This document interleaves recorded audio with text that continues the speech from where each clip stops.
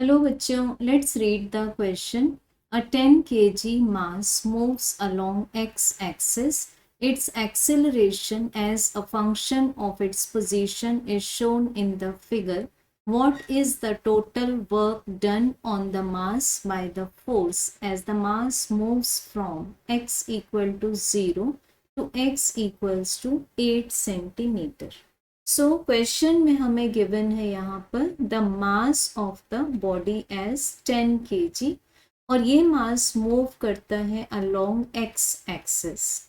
इसके साथ एक ग्राफ अटैच्ड है जिसमें वाई एक्सिस पर शोन है acceleration in centimetre per second square and on x axis the position in centimetre is shown.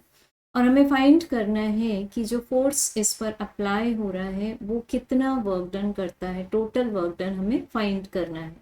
सो अगर हम लोग फोर्स को एक्सप्रेस करें, force can be written as the product of mass and acceleration.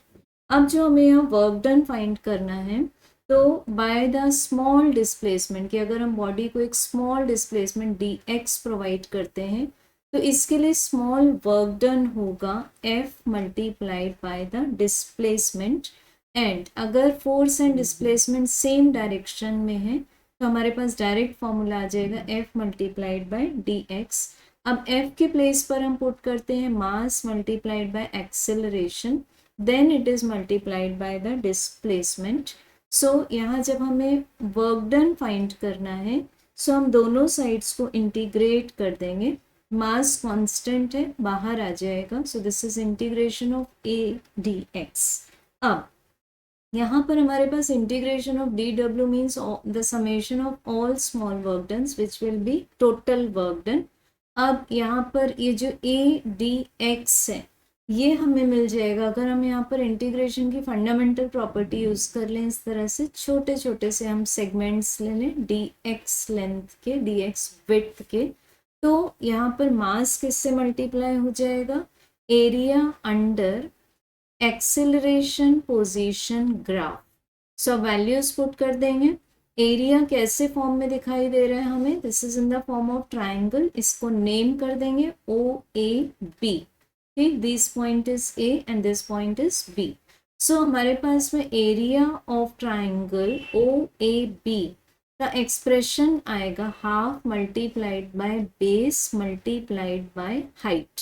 So this is work done equals to mass की value है 10 kg, then multiplied by half, base है हमारे पास में 8 सेंटीमीटर, तो इसको मीटर में कन्वर्ट कर देंगे by multiplying 10 to the power -2 and height is 20 centimetre per second square.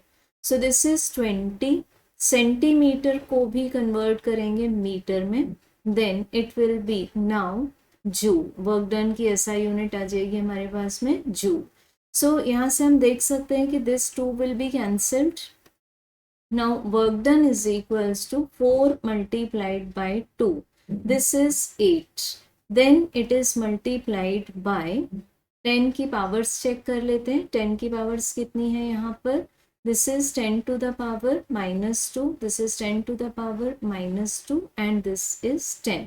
so और यहाँ पर भी है 10, तो हमें नेट 10 की पावर मिल रही है -2। now work done, total work done is 8 multiplied by 10 to the power -2 joule। so correct answer is option A। thank you।